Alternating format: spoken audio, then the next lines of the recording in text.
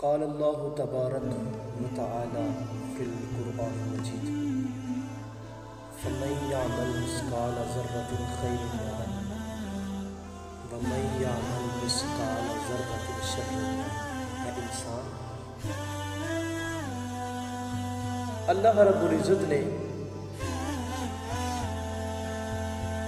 قرآن مجید کے اندر ارشاد فرمایا کہ بے شک ہم تمہاری چھوٹی سی چھوٹی نیکی کو بھی محفوظ رکھیں گے۔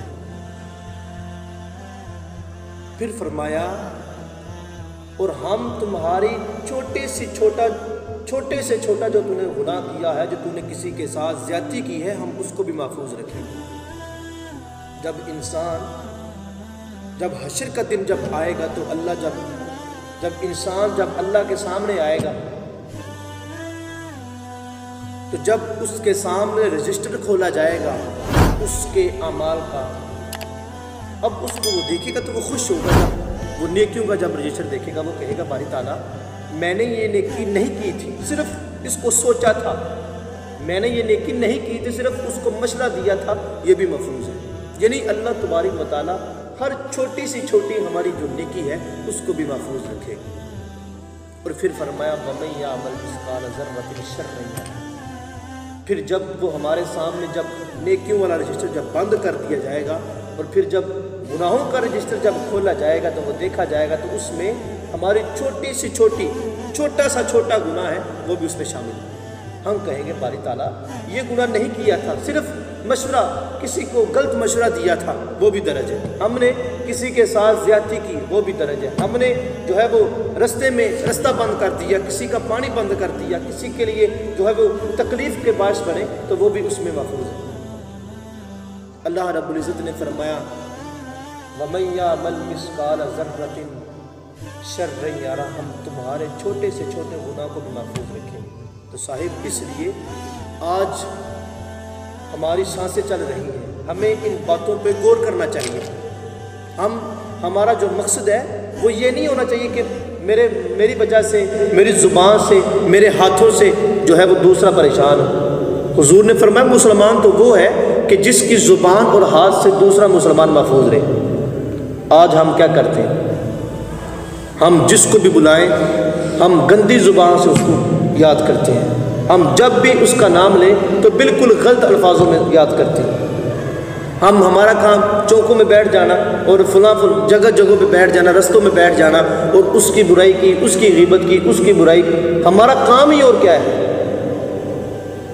حتیٰ کہ ہم مسجد میں آ کر بھی ہم کبھی بھی ہم نے یہ بات نہیں سوچی کہ یار وہ فلاں ہمارا دوست ہے اور ہم اس کے ساتھ زیادتی کرتے ہیں، یہ ہمیں نہیں کرنی چاہیے۔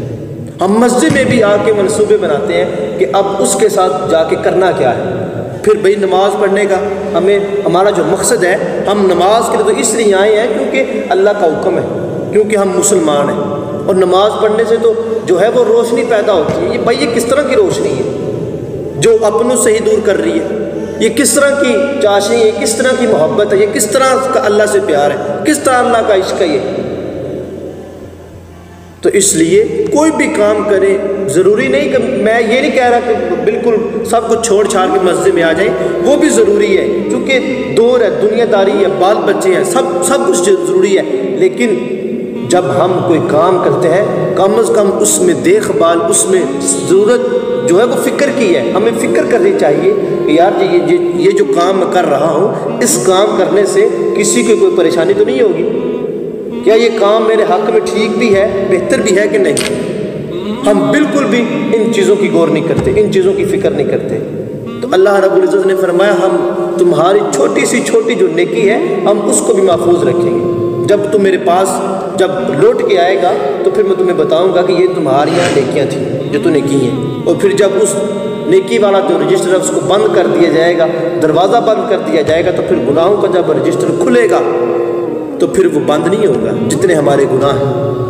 پھر ہم سوچیں گے، ہم کہیں گے یار وہ کیا بھی نہیں تھا، وہ صرف سوچا تھا، کسی کو مشورہ دیا تھا۔